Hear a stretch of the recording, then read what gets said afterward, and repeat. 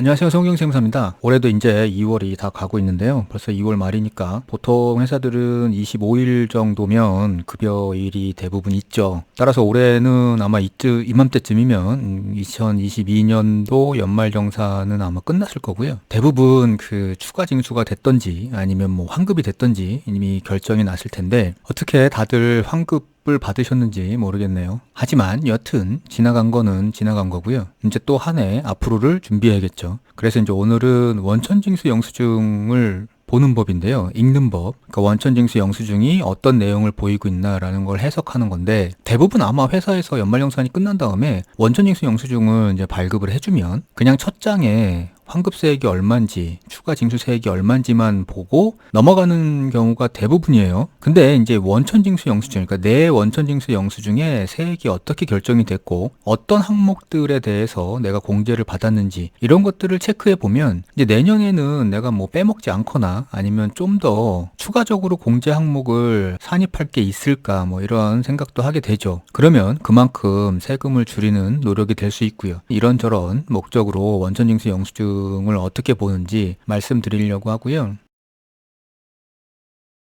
자, 그래서 이제 원천징수 영수증은 이렇게 생겼죠. 여기 보시면 이제 원천징수 영수증인데 뭐 근로소득 지급 명세서라고도 해요. 그러니까 제출을 할 때, 국세청에 제출할 때는 지급 명세서라고 하고요. 요거를 이제 직원이나 소득자한테 발급을 해줄 때는 원천징수 영수증이라고 하죠. 보통은 회사에서 연말정산이 끝나면 발급을 해주고요. 혹시 그렇지 않다 그러면 그 홈택스에서 스스로 발급을 해볼 수 있어요. 그 홈택스에서 발급하는 영상은 제 영상 중에 있으니까 그거 참고하시면 될 것 같고요. 자, 그래서 원천징수 영수증 을 보면 대부분 이렇게 하나, 둘, 셋 이렇게 해서 세 쪽으로 구성되어 있어요. 대략적으로 보면 이제 첫째 면에서는 소득하고 그리고 이제 세금의 결정 구분이 나오죠. 그리고 이제 두 번째 장에는 이 세금이 어떻게 결정이 됐는지에 대한 상세 내역이 나오고요. 그리고 세 번째 장에서는 이 상세 내역들의 어떤 것들을 내가 산입을 했는지, 기입을 했는지 뭐 이런 것들을 표시하고 있어요. 그래서 이제 첫 번째 장인데요. 여기 원천징수 영수증 나오고 소득자 보관용에 체크가 돼 있죠. 그다음에 이제 오른쪽에 보면 뭐 거주자냐, 비거주자 혹은 세대원이냐, 세대주냐, 세대원이냐, 뭐 이런 구분들이 나오고요. 그러니까 요 구분들은 이제 대부분 이런 식으로 표시가 돼 있을 거예요. 그 다음에 이제 계속 근로자 같은 경우에는 1번이고, 여기 보면 이제 중도 퇴사자 있는데, 이제 중간에 퇴사를 하신 부분은 여기에 체크가 돼 있는 원천징수 영수증이 발급이 될 거고요. 그 다음에 이제 징수 의무자는 이제 회사겠죠. 회사에 여러 가지 정보 사항이 나오고요. 그 다음에 이제 소득자가 이제 나를 표시하는 거니까 내 이름하고 주민번호가 이제 4개 표시가 되겠죠. 이렇게 하면 여기까지는 이제 기본적인 사항인 거고, 그 다음부터는 이제 소득에 대한 내용이에요. 그러니까 결국엔 내가 1년 동안 얼마를 벌었는지 그거를 표시하는 건데, 여기는 지금 주현 이렇게 돼 있어요. 현재 직장, 주된 근무지죠. 그 다음에 이제 전 직장, 종된 근무지. 그래서 이제 이렇게 구분을 표시하는 거고, 지금은 여기 지금 주된 현재 직장만 1월 1일부터 다니고 있다고 가정을 하면 이렇게 표시가 될 거고요. 만약에 종전 직장 중도에 퇴사를 하고 이직을 하신 경우라 그러면 여기 옆에 이제 한 칸이 더 표시가 되겠죠. 그래서 이제 전 직장에 대한 내용이 이렇게 나올 거고요. 근데 지금은 이제 주된 현재 직장만 있다고 가정을 하고 얘기를 해보는 거예요. 그래서 여기 보시면 이제 급여가 얼마였고, 그 다음에 이제 급여 외에 상여가 있었고, 뭐 이런 것들을 쭉 표시하게 돼 있어요. 그래서 이 사람은 지금 급여 1,000만 원에 상여 2,000만 원 해가지고 총 3,020만 원을 근로소득으로 받은 거죠. 그리고 이제 밑으로 내려와 보시면 요 밑에는 이제 비과세 에 대한 소득이에요. 여기 보시면 비과세 및 감면 소득 명세 이렇게 돼 있어가지고 여기 이제 항목들이 쭉 나오죠. 그래서 여기에 이제 표시가 되어 있는 분들도 있어요. 그러니까 뭐 보육수당이나 출산수당 뭐 이런 것들 표시되어 있는 부분도 있고요. 우리가 보통 얘기하는 식대나 그 차량유지 보조금 같은 경우에는 비과세잖아요. 근데 이제 그런 것들은 표시가 안 돼 있는 경우도 있어요. 이게 제출 비과세가 있고 그리고 제출하지 않는 비과세 항목이 있어서 그 제출하지 않는 비과세 항목 같은 경우에는 표시가 되지 않을 수도 있습니다. 근데 여튼 여기는 비과세 소득이기 때문에 여기 표시가 돼 있더라도 세금 계산에는 영향을 미치지 않아요. 그러니까 요 위에 요 금액만 세금 계산에 영향을 미치고 세금을 계산하겠죠. 그 다음에 이제 밑에 세 번째는 세액 명세요란인데 사실 이게 연말정산을 보여주는 원천징수 영수증에서는 요 부분이 가장 하이라이트죠.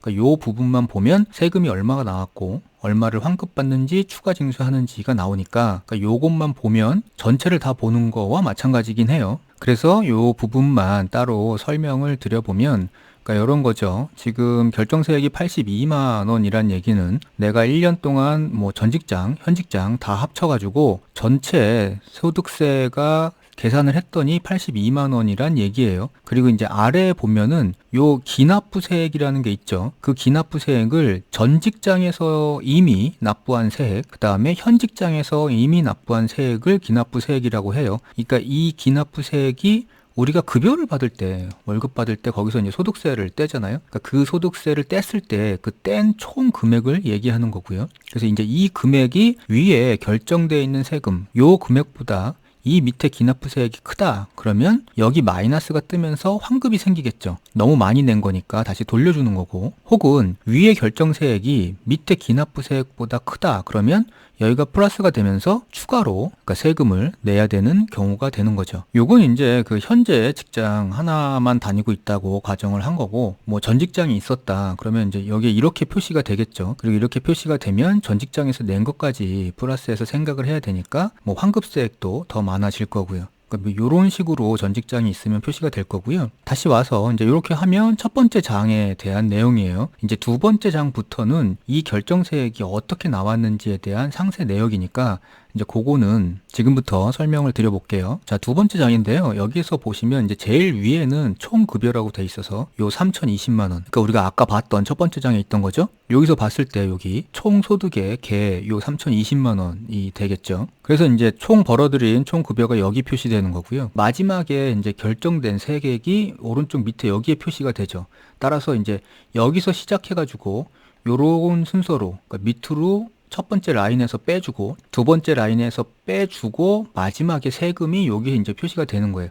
그래서 이제 우리가 보통 얘기하는 소득공제 항목, 세액공제 항목이 여기에 이제 들어가서 시작을 한 이 소득 금액에서 공제를 계속 해주는 거겠죠. 그래서 결국에는 이제 요 금액이 결정되는 거고요. 그래서 결국 여기 총급여 3,020만 원에서 시작해가지고 첫 번째는 이 부분 소득공제 부분이 여기에요. 이 네모 박스 안에 있는 부분이 소득공제 항목들인데 여기서 소득공제를 먼저 하고 그리고 나서 두 번째로 옆에 있는 세액감면 세액공제 항목이죠. 그러니까 요 박스 안에 있는 세액공제를 두 번째로 하게 되죠. 그리고 나서 이제 결국에는 요 밑에 있는 결정세액이 산출되는 거고요. 그래서 이제 전체적으로 보면 뭐 이런 순서대로 이 순서대로 쭉 가고 있는 거예요. 그래서 그거에 따라서 계산을 하고 있는 거고, 그리고 이제 소득공제와 세액공제의 차이 부분은 제 위에 띄워놓을 테니까 그 제 영상을 보시면 아마 이해하기 편하실 것 같고요. 그래서 이제 출발을 해볼게요. 총급여 3,020만 원에서 첫 번째 근로소득 공제를 하게 돼요. 이거는 이제 세법에서 정하고 있는 거니까 이건 뭐 내가 어쩔 수 있는 부분은 아니고요. 자동으로 그냥 계산이 되는 금액입니다. 그래서 그 금액을 빼고 나면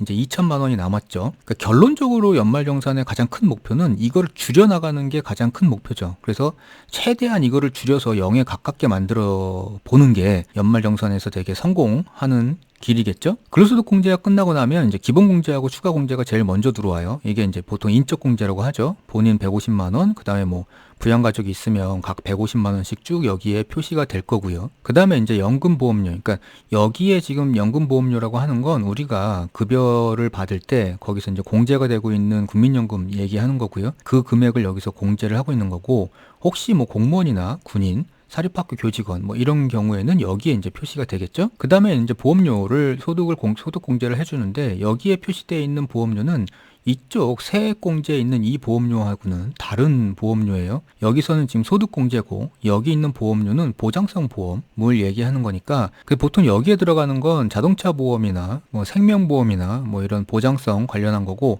여기에 들어가 있는 이 소득공제 항목의 보험료는 우리 급여 받을 때 내는 건강보험료하고 고용보험료를 얘기하고 있는 거죠. 그래서 그 냈던 것들을 여기서 공제를 하고 있는 거고요. 그리고 이제 요 밑으로 내려가면 이제 우리가 익히 잘 알고 있는 몇 가지 공제 항목들이 나와요. 그래서 일단 뭐 주택자금 관련한 공제들이 있죠. 그러니까 뭐 전세자금 대출이나 장기주택저당 차입금 이자 상환에 대한 소득공제 항목들이 있는데 여기에 뭐 만약에 있다 그러면 여기 이제 요런 식으로 뜨겠죠. 그래서 이제 요런 것들을 집계해가지고 여기에 이제 개가 나타날 거고요. 근데 이제 지금은 없으니까 이제 표시를 안 하고 넘어가는데 요렇게 해가지고 위에 인적공제하고 1차적으로 특별소득공제까지 하고 나면 차감소득 금액이어가지고 1840만 원이 되죠. 그러니까 요게 지금 아까 처음 시작했던 여기에 2042만 원에 시작해가지고 요런 공제들을 했더니 이제 요렇게 1800만 원까지 깎였어요. 그 다음에 이제 두 번째 그 밖에 소득 공제를 하는데 여기에는 대부분 들어가는 게 여기 주택청약종합저축 많이들 들어가시고요. 그 다음에 이제 신용카드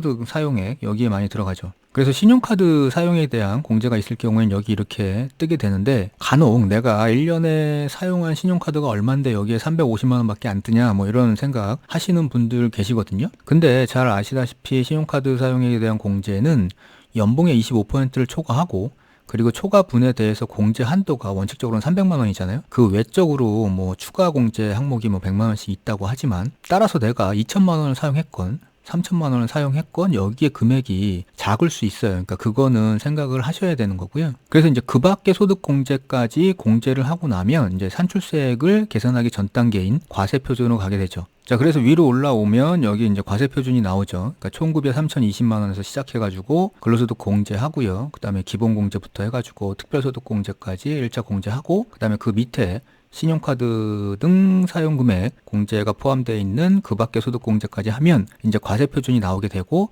여기에 이제 세율을 곱해서 산출세액을 먼저 계산을 해 놓죠. 자, 이제 산출세액까지 계산을 해 놓고 나면 그다음부터는 이 아래는 이 세액에서 바로 공제를 해주는 세액 감면 공제 항목들이에요. 여기서 이제 주의 깊게 봐야 되는 것들은 뭐 이런 조세조약이나 이런 것들은 해당 사항이 거의 없으실 거고요. 첫 번째 여기 보시면 조세특례제한법 제30조라는 게 있어요. 그러니까 요건 뭐냐면 저번에도 한번 영상에서 말씀드렸다시피 중소기업 취업자 소득세 감면을 받는 대상 분들이 있거든요. 그런 분들은 만약에 소득세 감면을 받는다 그러면 여기에 금액이 표시될 거예요. 그래서 내가 중소기업 취업자 소득세 감면을 받고 있다고 생각을 하고 계시는 분들은 여기를 확인을 해 보셔야 됩니다.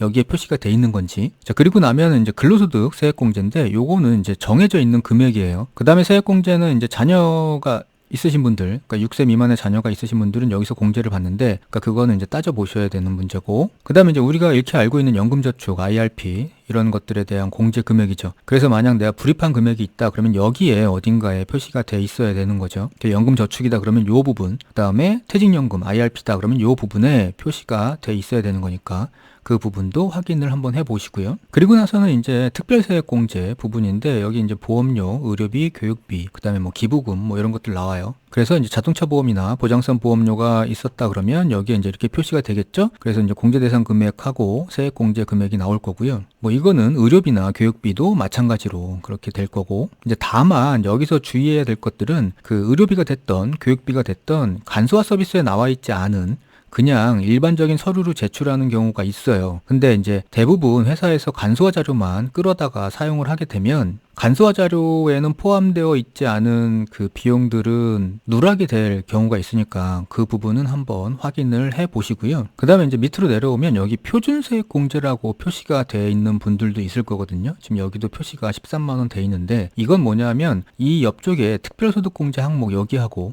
그 다음에 특별세액공제 항목 여기 하고요. 그리고 밑에 월세액 세액공제 이 부분에서 공제받을 게 없다 그러면 표준세액공제만 13만 원을 받고 넘어가게 돼 있어요. 근데 이 세 개 중에 하나라도 공제받을 곳이 있다 그러면 여기는 표준세액공제는 0원으로 하고 넘어가야 되는 부분이에요. 그래서 이 부분을 선택적으로 적용을 하게 돼 있거든요. 그래서 이렇게 세 개를 공제받을 거냐 아니면 여기서 공제 안 받고 그냥 표준세액 공제 13만 원만 받을 거냐 뭐 이렇게 돼 있으니까 요거는 이제 확인을 해 보시면 되고요. 자, 이렇게 하면은 이제 소득공제 세액공제 항목들 다 적용해 가지고 결정세액이 계산이 완료가 되죠.